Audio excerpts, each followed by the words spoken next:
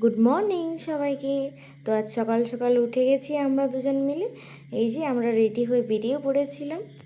কোথায় যাচ্ছি বলো তো আমরা সবাই মিলে? আজ যাচ্ছি আমরা বিষ্ণুপুর। বলতেই পারো এটা একটা গার্লস ট্রিপ ছিল, সবাই মিলে বেরিয়ে পড়েছিলাম। এই যে গাড়িতে উঠে গেছি, আর এই যে আমাদের মহারানী নাচু নাচু করতে করতে যাচ্ছিলেন গাড়িতে। তারপরে এই যে আমরা পৌঁছেও গেলাম আমাদের গন্তব্য।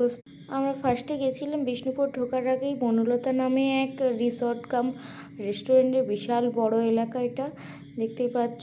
অনেক এসছিল বেড়াতে সেদিন। আর এই যে পুচকিটা খেলেই যাচ্ছিল মামা মায়ের সাথে তখন থেকে। আর ওদিকে দিদিরা নিজেদের ব্যাগপত্র সব গোছাচ্ছিল, মামা মায়ের খাওয়ার এর ব্যাগ ছিল সেগুলো গুছিয়ে টুছিয়ে নিয়ে যাচ্ছিল। আর আমরা এই যে রেস্টুরেন্টটাতে পৌঁছেও গেছি। এদিকে বৌদিরা মেনু ঠিক করছিল কে কী খাবে। আমরা এই যে বসে পড়েছি। আমাদের টেবিলে বেশ বড় ছিল টেবিলটা, 4-5-6 জনা হয়ে গেছিলো। এই যে আমাদের মহারানীরও খাওয়া হয়ে গেছে। আর এখন আমরা খেতে লাঞ্চটা কমপ্লিট করার পরে সবাই একটু কোল্ড ড্রিঙ্কস খেয়ে নিয়েছিলাম। তারপরে সবাই একটু এদিক ওদিক ঘুরে ঘুরে করছিলাম যে কেমন কীরকম জায়গাটা। বেশ সুন্দরও কিন্তু লাগলো, খুবই সুন্দর, পরিষ্কার পরিচ্ছন্ন, খাওয়া দাওয়ারও। তারপর ওখান থেকে বেরিয়ে পড়েছিলাম গাড়ি করে। আর রাস্তাটা দেখো, একদম সুন্দর, খুবই সুন্দর লাগলো রাস্তাটা। জঙ্গলে ঘেরা এই রাস্তাটা দেখতে জাস্ট ওয়াও লাগছিল। আর এই যে আমরা গল্প করতে করতে পৌঁছেও গেছিলাম বিষ্ণুপুরে, এটা গেট।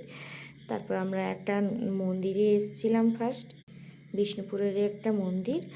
আর মেয়েরা যাবে আর শপিং করবে না, তা কি হয়।